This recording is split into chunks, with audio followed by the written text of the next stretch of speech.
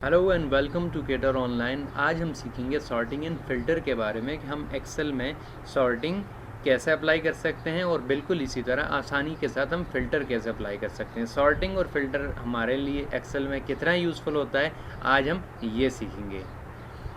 Sorting दो तरह की होती है, एक को कहते हैं असेंडिंग और एक को कहते हैं डिसेंडिंग। असेंडिंग से मुराद ये है कि आप ए बी सी डी से चलते हुए आप जी पे जाके ख़त्म करते हैं, दिस इज़ कॉल्ड असेंडिंग।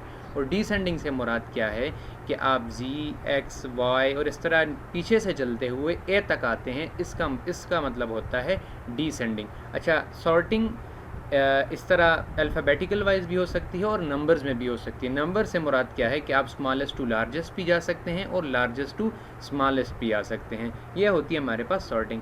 अब सॉर्टिंग एक्सेल में हम कैसे अप्लाई करेंगे, उसके लिए जौन सा कॉलम हमें चाहिए होता है हम उस कॉलम को हम सिलेक्ट करते हैं। ये मेरे पास एक फ़र्ज़ी डेटा है या किसी शॉप का डेटा है जहाँ पे बहुत सारे सेल रिप्रेजेंटेटिव काम करते हैं और वहाँ पे डिफरेंट तरह की चीज़ें सेल करते हैं।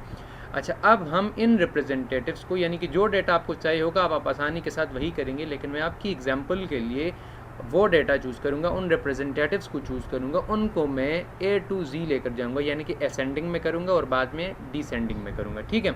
अच्छा, अब जो कॉलम आपको चाहिए होगा आप उस कॉलम को सिलेक्ट करेंगे। सिलेक्शन का जो बहुत आसान है, यानी कि अगर आपने पूरा डेटा सेलेक्ट करना होगा तो शिफ्ट और कंट्रोल के साथ डाउन एरो के साथ अगर आप करेंगे तो आपके पास सारा डेटा सेलेक्ट हो जाएगा।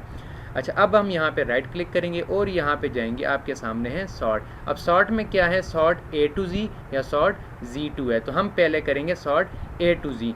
जब हम ए टू जी करेंगे तो ये हमारे पास एक मेन्यू दिखाता है, एक वार्निंग दिखाता है। कहते हैं जी वार्निंग, इसका मुराद ये है कि आपके इर्द गिर्द, यानी कि जो कॉलम आपने सेलेक्ट किया है इसके इर्द गिर्द और भी डेटा है।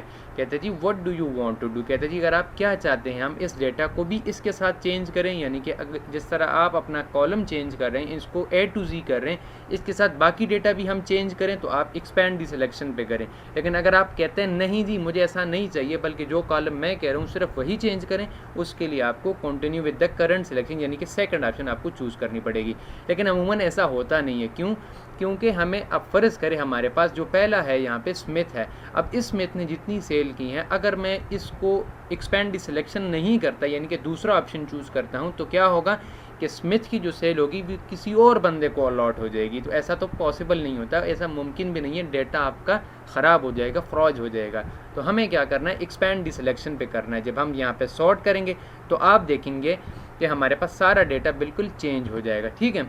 हमारे पास क्या हो गया, पहले यहाँ पे हमारे पास टॉप पे स्मिथ आता था, अब हमारे पास एंड्रयूज़ आ रहा है। ठीक है। एंड्रयूज़ ने जितनी भी सेल की है, पेंसिल की, बाइंडर की, ठीक है, तो वो सारी चीज़ें उसके साथ हिसाब से चेंज हो गई।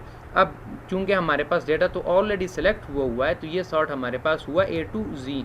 इसी तरह आप अपने डेटा को सॉर्ट जी टू ए भी कर सकते हैं। उसी तरह अगर हम एक्सपैंड सिलेक्शन पे करेंगे तो जो सबसे लास्ट होगा, यानी कि थॉमसन जो हमारे पास, जो हमारा सेल रिप्रेजेंटेटिव था, वो अब स्टार्ट पे आ गया, चूँकि अब ये उलट शुरू हुआ है। असेंडिंग का बिल्कुल उलट है डिसेंडिंग, यानी कि जी टू ए। दोस्तों ये थी सिंपल सी ट्रिक जो कि सॉर्टिंग के लिए इस्तेमाल होता है। अब अच्छा, सॉर्टिंग का एक ये तरीका है और दूसरा तरीका क्या है कि आप अपने होम टैब पे ही जाके यहाँ पे सबसे लास्ट में देखेंगे तो हमारे पास क्या है, सॉर्ट एंड फिल्टर। बिल्कुल यहाँ से भी आप शुरू कर सकते हैं, ए टू जी या जी टू ए, अपने कॉलम को या रो को, जहाँ पे भी आपने सॉर्टिंग अप्लाई करना होगा उसको आप सेलेक्ट करने के बाद ये चीज़ें अप्लाई कर सकते हैं। यहाँ पे क्लिक करेंगे तो आपका डेटा सॉर्ट हो जाएगा। अच्छा, अब नेक्स्ट है हमारे पास फ़िल्टर। फ़िल्टर का क्या है कि हम क्या करते हैं, अपने हिसाब से फ़िल्टर्स को सिलेक्ट करते हैं।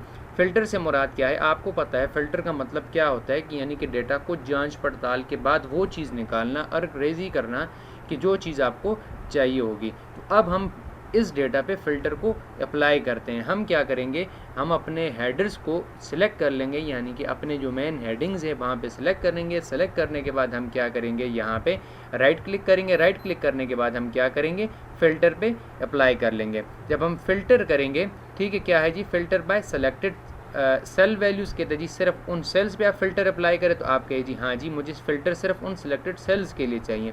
जब आपने ये देख लिया कि हमारे पास फ़िल्टर अप्लाई हो गया तो हमारे पास सारा डेटा स्क्रीन से गायब हो गया। अब हम इस डेटा को वापस लाने के लिए क्या करेंगे, देखें अब इसने हमारे पास दो तरह की चीज़ें दे दी। कहते हैं जी ये डेटा था हमारे पास सन 2015 और सन 2016 का। अगर हम सन 2015 पे यहाँ पे क्लिक करेंगे और क्लिक ओके करेंगे तो हमारे पास सिर्फ सन 2015 का डेटा आ जाएगा कि जिन लोगों ने हमारे पास सेल की थी। अब अगर आपका जो मैनेजर है या कोई भी है जो कंसर्न्ड है आपका, ठीक है, जो आपका सीनियर है, अगर अब वो आपसे कहे कि आप मुझे सिर्फ सन 2015 का डेटा बताएं, तो आप अपने डेटा को सन 2015 के हिसाब से बिल्कुल आसानी के साथ उनको बता सकते हैं कि सन 2015 में थॉमसन ने बाइंडर्स कितने सेल किए थे, ठीक है, या स्मिथ ने बाइंडर्स कितने सेल किए थे, या जोन्स ने कितने सेल किए थे, ठीक है, या जार्डीनी ने कितने किए थे। तो ये सारी चीज़ें आप उनको बिल्कुल आसानी के साथ बता सकते हैं, ठीक है।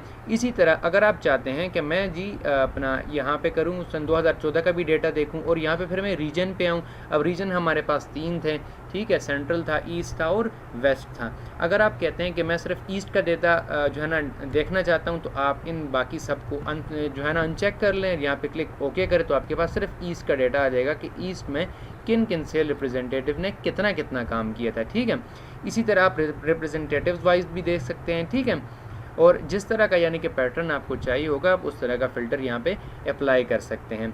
अच्छा, फ़िल्टर करने के बाद आप क्या करेंगे, अगर आप इस फ़िल्टर को ख़त्म करना चाहते हैं तो सिंपल राइट क्लिक करें, फ़िल्टर्स पे जाएं, ठीक है। तो आप जब आप फ़िल्टर्स पे जाएंगे यानी कि जब आप फ़िल्टर्स पे चेक करेंगे तो आप क्या देखते हैं कि आपके पास सारा डेटा तो आया हुआ है। अब इस फ़िल्टर को अगर आप ख़त्म करना चाहते हैं तो सिंपल सा तरीका है कि फ़िल्टर पे जाएँ, दोबारा क्लिक करें, आपके पास सारा फ़िल्टर आपका ख़त्म हो जाएगा। दोस्तों ये थी आज की सिंपल सी ट्रिक, ठीक है।